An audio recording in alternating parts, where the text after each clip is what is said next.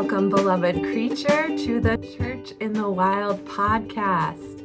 You are about to hear the words from worship from Sunday, July 27th, 2025, where we conclude our series on signs in the sky with a conversation on auroras.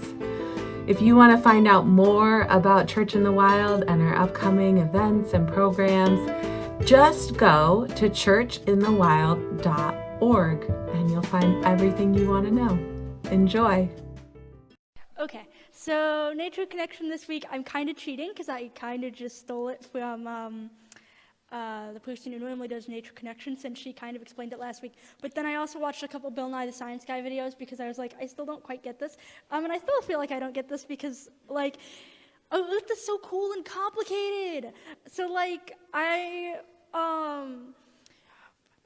am talking about the few things that I learned that I didn't know. I didn't realize that there's the northern lights, and they're called the Aurora Borealis, and then there's actually the same thing happens at the South Pole, and it's called Australia Borealis, and I think it's cool because I did not know. I thought it was just a North Pole thing.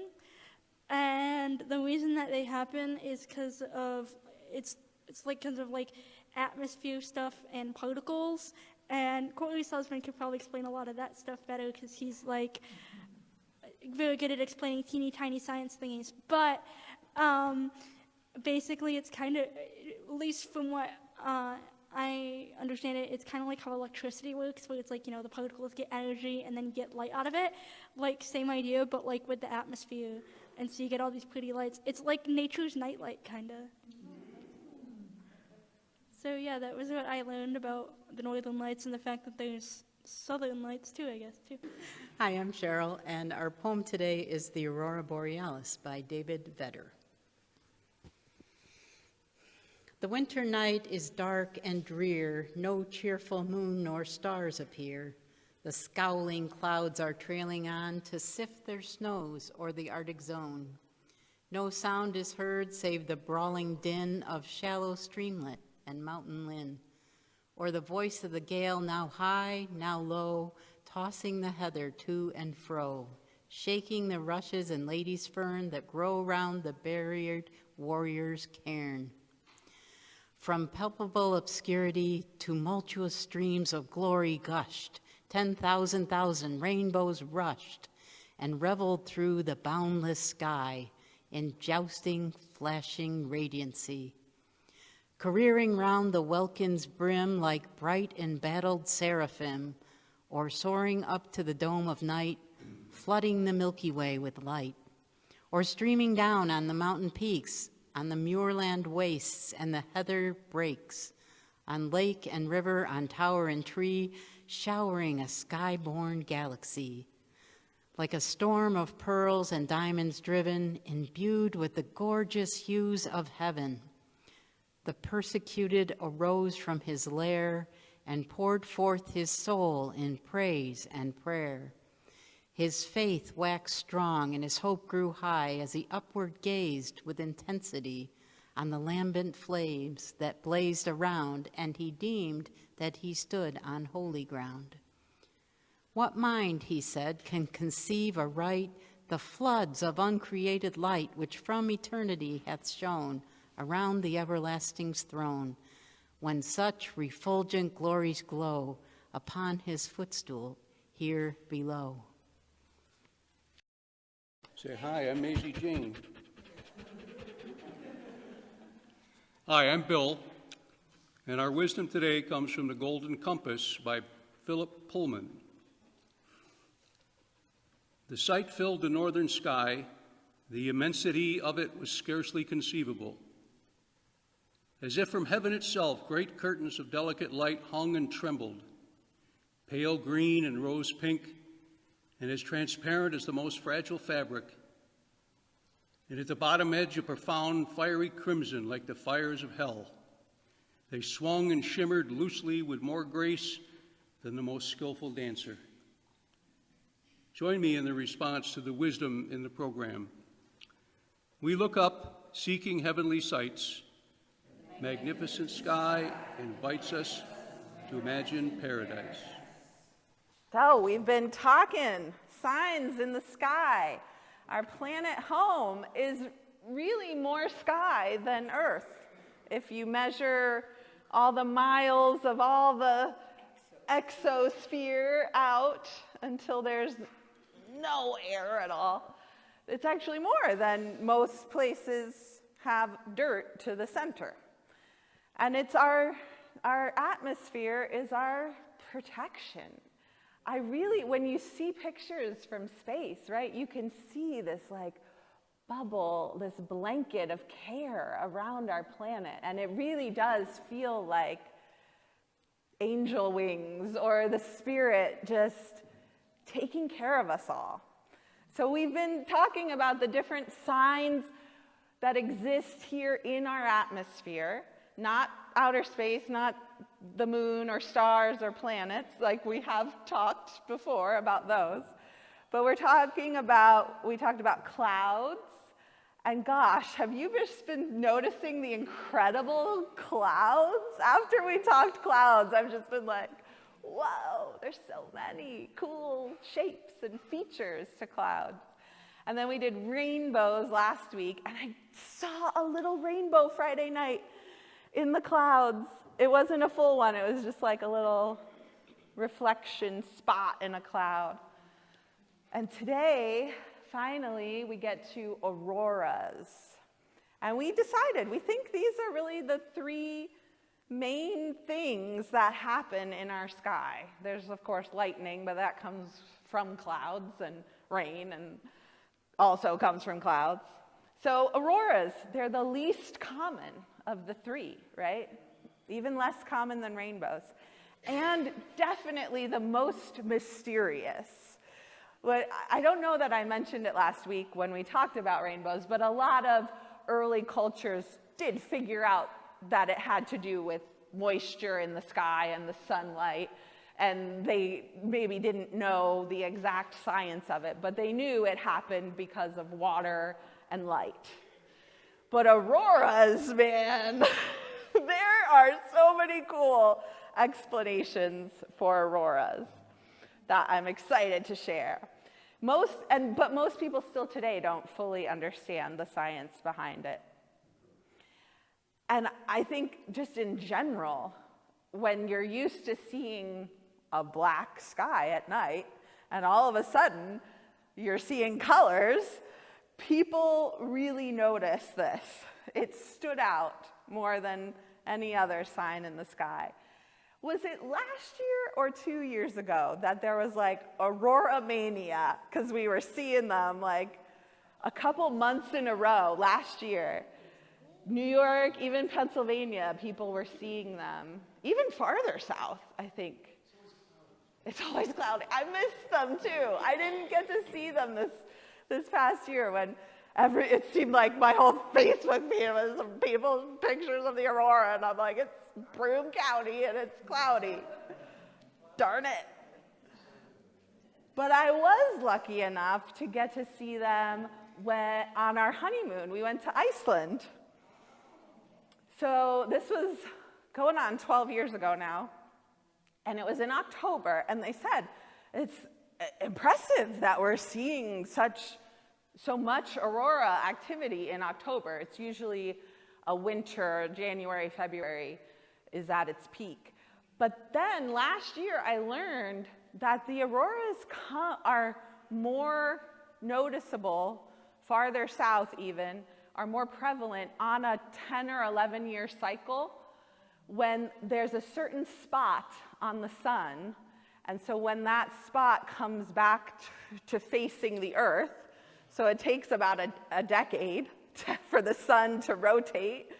So when it's pointing at earth, we get more aurora activity.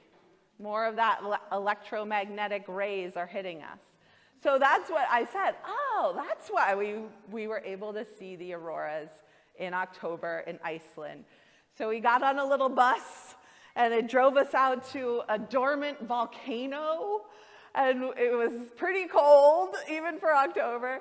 And we stood there, and all of a sudden, I loved that description, I think in the poem, that it is like a curtain. It's like a curtain of light that just is waving above you. We only saw green, but that was great. They're mostly green, pink, some purple, some red, but we saw green. And the coolest part of it, the best part of the whole experience was the sound. Did you know auroras make a sound? It sounds a little bit like an old outlet that's like crackly. It's that electric sound, that crackling as it moves. Yeah, it was a staticky crackle above your heads. And I just thought, yeah, if I was, an ancient person that didn't know this was a normal, okay thing, I might be scared, or I might just be in total awe. Or there are some cultures that they go inside. They're scared of the auroras. They think bad things come. So has anyone else ever seen them when it was down here? Were you able to? The auroras aren't really connected to weather or season. I mean, yeah, they're more likely to be in the winter, but there wasn't an explanation, like after a storm, you see a rainbow in the sky. There wasn't like a cause and effect for the auroras. So there are tons of different mythologies around them. And I'm going to share a few. There's more than what I have to share. I have a lot. But it's so cool. So the word Aurora Borealis comes from the Greek aurora, which means sunrise, and boreas, which means wind. And that made sense to me. It is like this colorful wind. And for the ancient Greeks to have been able to see these lights, there must have been some incredibly strong solar activity to reach that far. And so in the Greek mythology, Aurora was the sister of Helios and Selene, sun and moon. So their sister would race across the sky in the early morning in her multicolored chariot to signal the dawn was coming. Which is interesting because in most places they talk about it in the dead of night, like really late in the midnight. So the Greeks were getting some cool auroras down there. Yeah, I guess so, right. Yeah, just that early first light. So also pretty southernly, in France and Italy, they believed the lights to be a bad omen, heralding war, plague, or death. And there's even legends in Scotland and England that the skies were said to have blazed red just a few weeks before the French Revolution. And so they took that as a bad omen. Maybe that's because every 10 years people get really... Yeah. Every 10, 11 years, somebody... People get fed up with their leaders, yeah. The early Chinese legends, that all of their dragon legends are associated with the auroras, which I thought was so cool. Even though it's rare to see them in China as well, they thought the lights were a celestial battle between good and evil, and dragons were breathing fires across the firmament. In Japan, they believe a child conceived under the northern lights will be blessed with good looks, intellect, and good fortune. But if the mother looks at them, then the baby's going to be blind or something. It was like this weird thing of like, it's a good thing, but don't look at it. Now, the Aboriginal Australians, they were used to seeing the southern lights, as Hannah mentioned. And they would watch in awe, imagining their gods dancing overhead, which also really makes sense. It is a very beautiful dance, just like we heard in the wisdom. The Cree natives believed the lights were spirits trying to communicate with those they had left behind, their loved ones. So it was a message. If you saw the northern lights and you had lost someone close to you, that would be a sign that they were with you and looking out for you. It's pretty interesting. I Googled auroras in the Bible. Are they there? Right? We hear about clouds, we hear about rainbows for sure. And there is no mention specifically of this phenomenon, auroras, but a lot of people think the beginning of the book of Ezekiel, the prophet, where he talks about a storm of light coming across the horizon, that was likely the auroras. It would have been Yeah. so rare. Right, yeah. The Algonquins believe a fire, they thought it was a fire built by their creator, telling his people that he remembered them and were watching over them. The Inuits described the auroras to be spirits of humans playing a ball game with a walrus's skull as the ball. And then nearby, in a more remote island, the Nunavik people had the same mythology, but reversed, that it was walruses playing a game with a human skull. And from what I was reading, anthropologists are like, we don't know where they got this from, but that's what they thought. In Washington, the imaginative Makah tribes thought the lights were fires in the north created by dwarves who used them to boil whale blubber. And the Madan people in North Dakota thought the lights were fires of great warriors in the north who were boiling their enemies. In Finland, the lights were caused by the firefox. This is where we get that concept from, the firefox. And that's their name for the northern lights. Whatever firefox is in Finnish is what they call the northern lights. And this fox would run so quickly across the snow that its tail would cause sparks to fly into the night sky, creating the auroras. And then there's another tribe in Finland, the Sami people. They thought the lights were created by whales splashing up water and it reflecting in the sky. So like whale mist. The Swedish believed the lights were a gift from the gods, providing warmth and light from a volcano in the north. Like it was sending good fortune for the season ahead, basically. They saw it as a gift. Yeah, they were hopeful.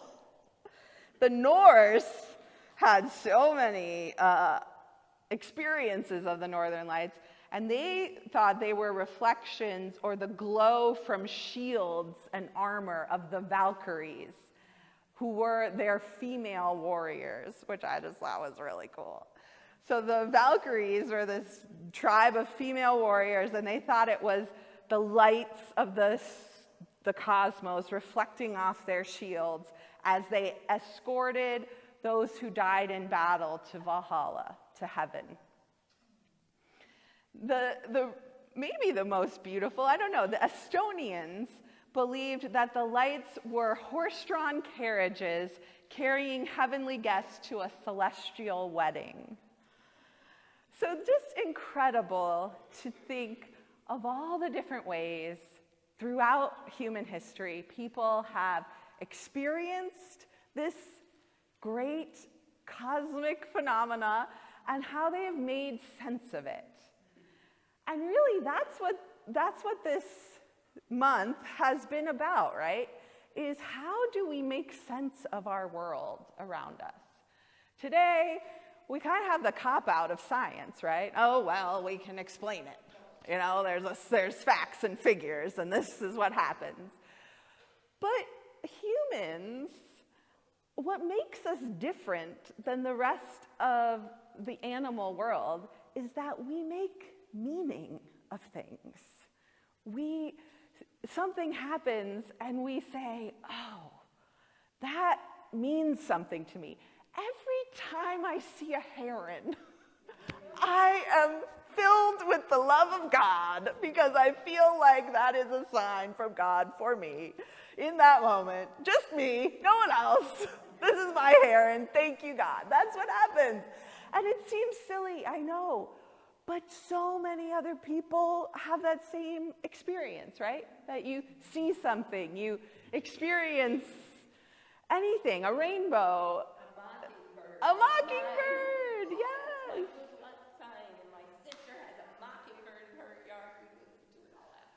Yes, we all have these little things that mean something. And I want to just say, it's okay that we make up what they mean to us, because that is what humans are made to do. That is our unique skill in the web of life, is that we get to make meaning of things. How cool is that? That we could walk through the woods and see a cool stick and say, nice, this is my lucky day, you know? Like, we all just decided a penny heads up means good luck, right? Like, we have all decided some of these things together, or they get passed down, but we also get to just have our personal meanings of things. Or, you know, in a small groups, all these little communities around the world had this shared meaning for what this experience was. And what I was really reflecting on was like, I forgot one. Sorry. So in Sweden, yes, it was a gift.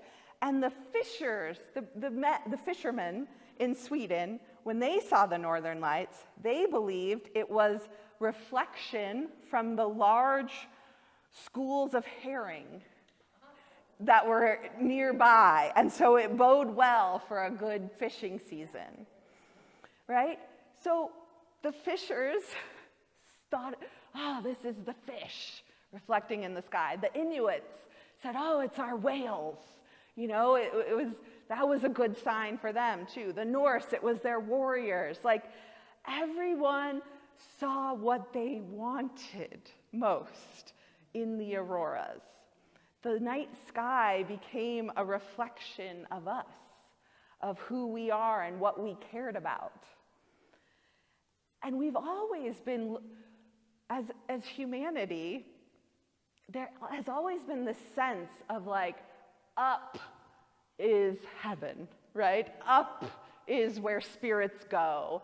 Up is where God is, where our Creator is. So we look heavenward, and we want to imagine that place, that paradise, where our loved ones travel when they pass from this world. And so, of course, when you see colors dancing in the night sky, yeah, we're going to imagine the best possible things are happening up there, right? Because that's where the human mind goes when we think of paradise, this other place where the fish are plenty and the whales are dancing and the warriors are celebrating. So it's fascinating, right, to think, you know, clouds give us warning signs about our weather. Rainbows give us this sense of presence, that we're, you know, in the presence of God. This is a special gift. And auroras seem to get us dreaming. Our dreams and desires are reflected above in the sky. And so I wondered, you know, if we could, as modern humans, put the science aside and imagine what those colors dancing in the night sky could be. What would we dream them to be? Yeah, Hannah. Yeah, nightlights. Green nightlights. We can maybe imagine the dancing colors are this like baptismal blessing upon us for peace and unity to rain down on our earth, right? We can imagine so many good things that those lights might mean, and we can choose what they mean to us. And all of this thinking brought me back to one of my favorite quotes from Jesus. He said, "The kingdom of God is already among you. He said, people will say, here's a sign, there's a sign, it's coming. And he said, no, no, no. Those signs, it's already here. The peace we hope for, the good things, the paradise that we reflect on as we stare at the auroras, Jesus said, well, hey, that's already here.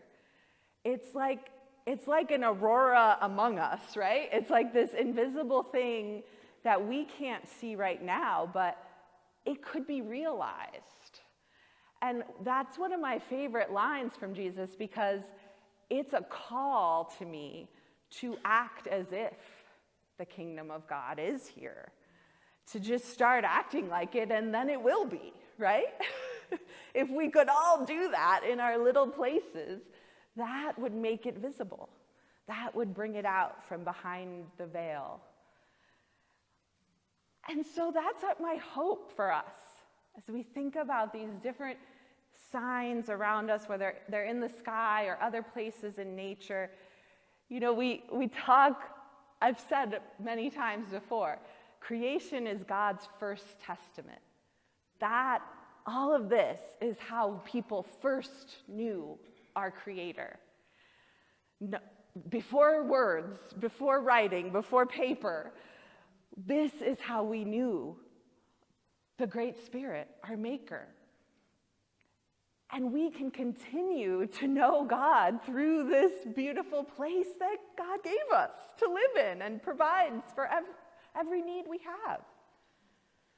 So I hope we can continue to find signs, messages in this first testament around us, and hold on to them, and know the existence of something like the auroras, so stunning and so pointless, right? There's no point to an aurora. It doesn't do anything practical. Except unless you look at the science. Yes, yeah, unless you know the science. We can take that as a gift and let it adjust our priorities and our perspectives and inspire us to live as if.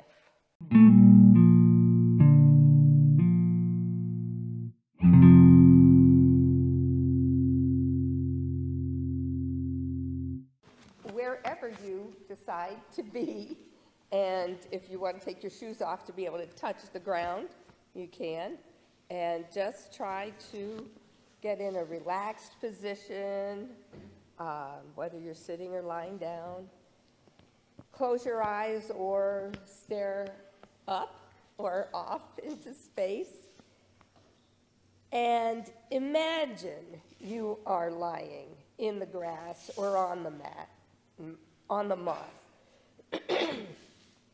Imagine, probably most of us have done that. Maybe it's been a long time since we were kids, but imagine lying in the grass and start to relax your scalp, your neck, your shoulders. Give them a little rotation. Arms, maybe wiggle your fingers. Take a deep breath in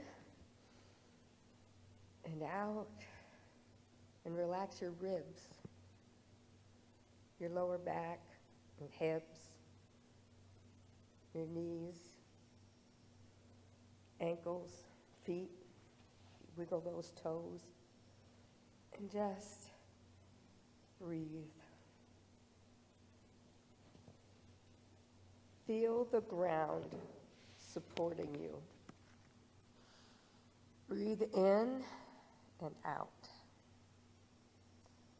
Imagine the earth is holding you in its embrace, holding you firmly with its gravity, yet not so tightly that you can't move, you can't go about at will.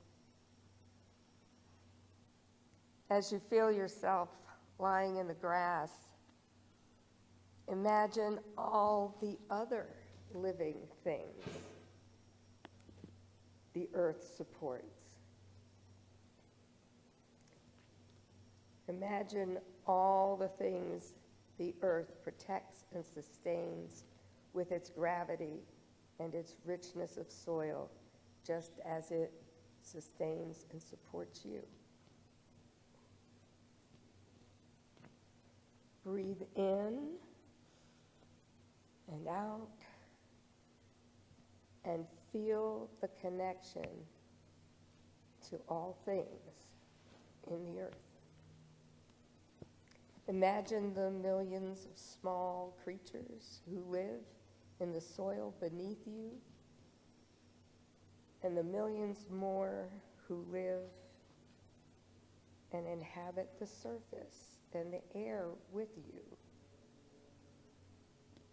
Breathe in the same air they breathe. Know yourself to be part of the great web of life that is held and sustained by our good earth. And say a word or give a thought of thanksgiving. A word of gratitude as you breathe in and out and relax into the earth.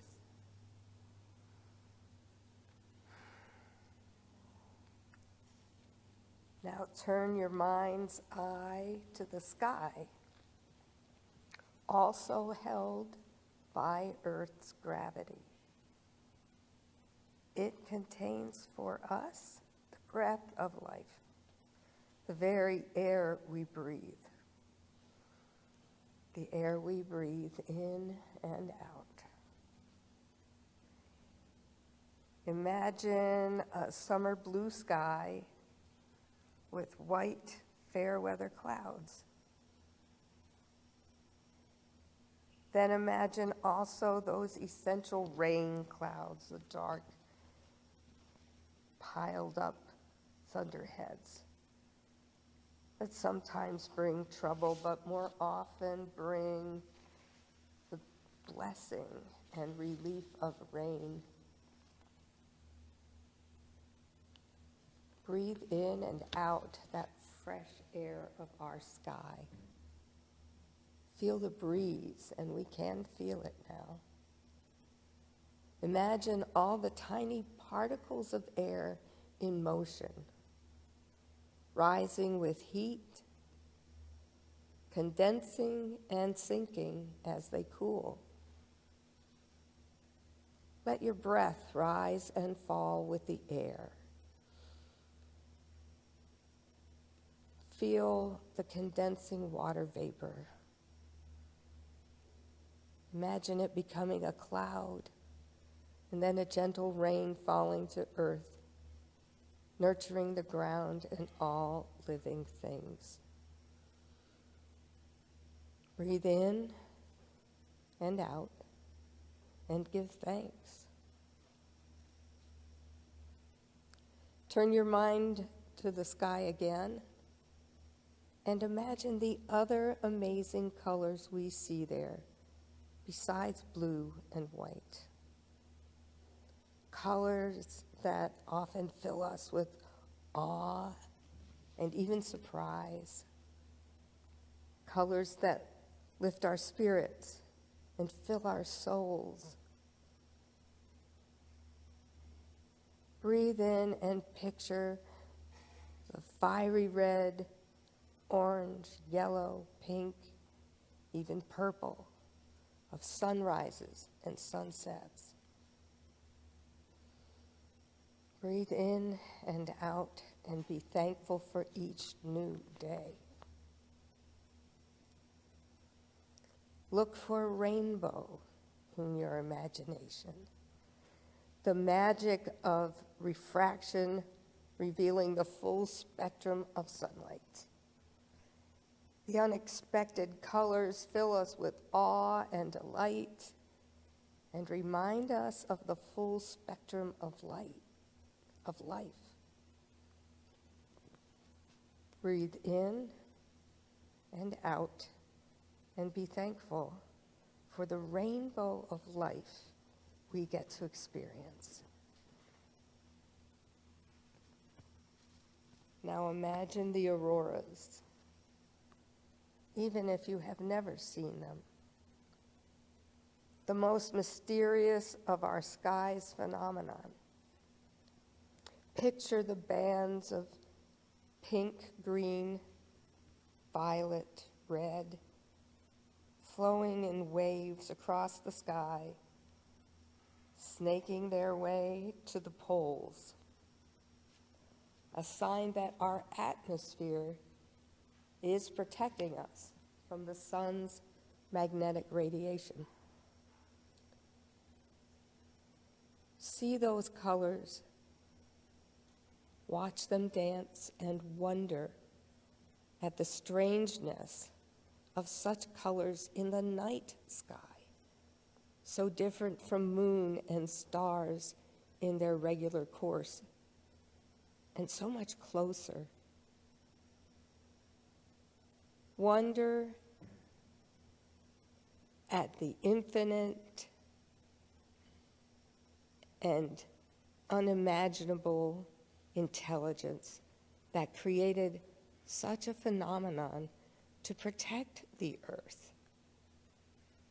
Effective and beautiful. Breathe in and out and be thankful for the mysteries of our planet and universe. What a wonderful world.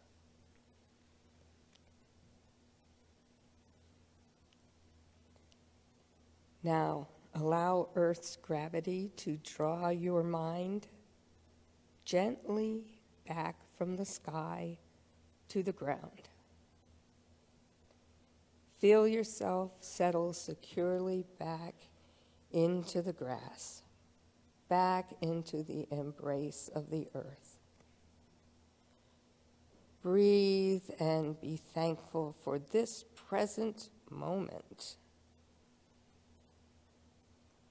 and for the ordinary miracle of living on earth. May we always be grateful for our earth home and protect her as she protects us. May it be so.